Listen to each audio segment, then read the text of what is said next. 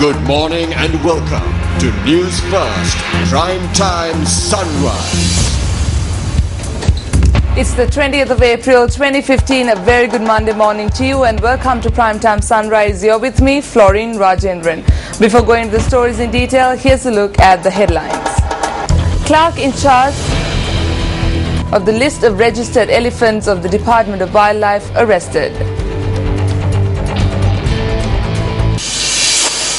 Rescue operation still underway to trap those who drowned after a boat carrying up to 700 migrants capsized in the Mediterranean Sea.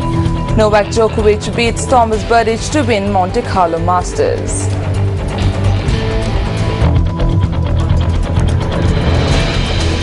On to those stories in detail now. Deputy Speaker Chandima Veerakudi says that according to the Parliament agenda, the draft 19th Amendment to the Constitution is to be debated in Parliament today.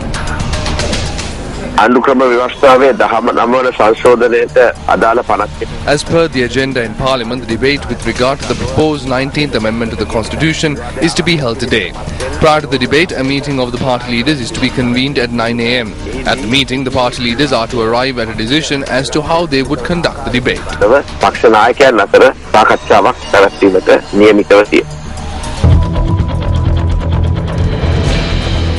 On to one of our headline-making news. The clerk in charge of list of registered elephants of the Department of Wildlife has been arrested by the Criminal Investigations Department. For more information on this regard, we contacted Police Media spokesperson ASP Ruwan Gunasekara.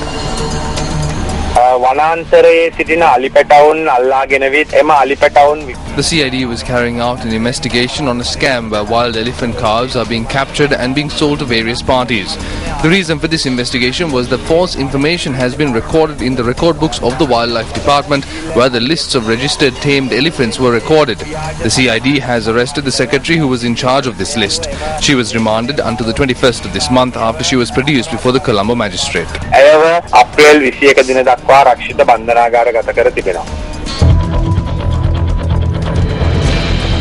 Meanwhile, the All Ceylon Peasants Federation alleges that paddy purchasing is not taking place as per the promise made by the government. National organizer of the federation, Namal Karunaratne, stated that funds for the farmers to purchase paddy has not yet been provided.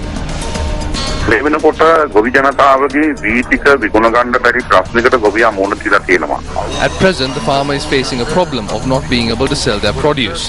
The farmer did not receive money for the paddy they sold. The government stated that money was released, however it did not reach the hands of the farmer.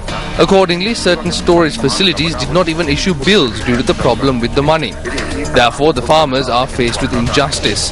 The government promised that they will purchase 200,000 metric tons of paddy this season. However, it has only purchased 150,000 metric tons of paddy so far. The government has failed to purchase the stocks that they promised. They have not even recommenced a paddy purchasing program, as the purchasing came to a halt before the new year. Under these circumstances, the farmer is being treated unfairly.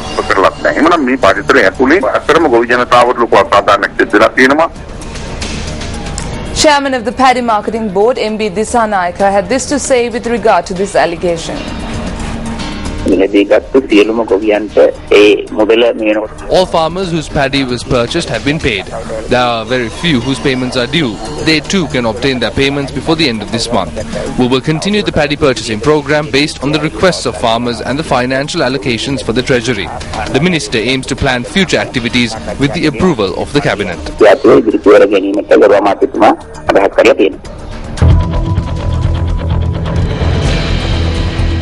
The Disaster Management Centre cautions the public to be vigilant when travelling along the Alla-Vallavaya Road. Director General of the Department, Pradeep Kodipilli, states that there exists a risk of rock and earth slips along this route. Rock slides and earth slips have been reported on the Alla-Vallavaya Road. We have informed the public to be extremely cautious when using this road. The road is also blocked due to rocks falling on it. Disaster management units in the area have informed the public to be vigilant when using this road until further notice.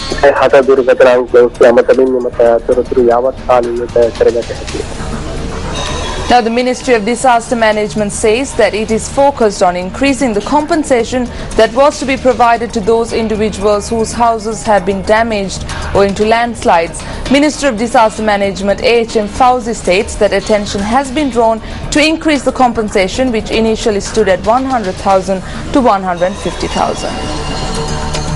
We have recommended that those people whose houses are under the threat of landslide should be moved to another location. We believe that 100,000 rupees would not be sufficient for these people when they are being relocated. Therefore, we hope to increase this amount after discussing it with the relevant personnel. As the initial step, we hope to increase the amount to 150,000 and eventually raise it up to 300,000 rupees.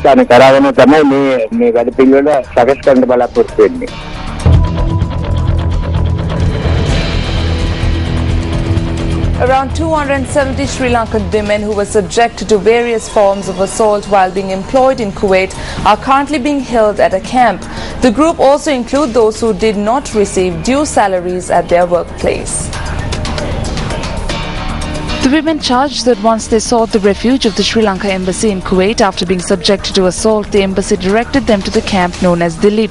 Speaking to News First, the employees noted that they are greatly inconvenienced due to the lack of facilities at the camp. When contacted, Chairman of the Foreign Employment Bureau, Nandupala Wickramasuriya, said that necessary steps will be taken in this regard after inquiring into the matter.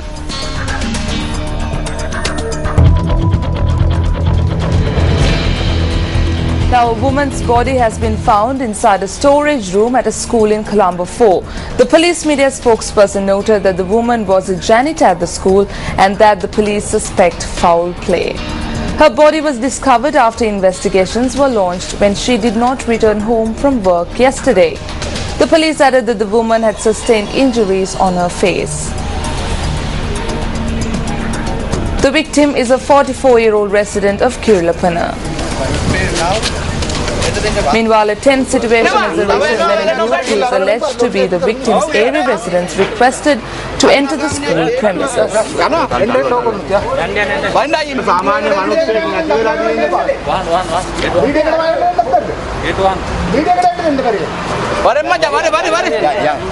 And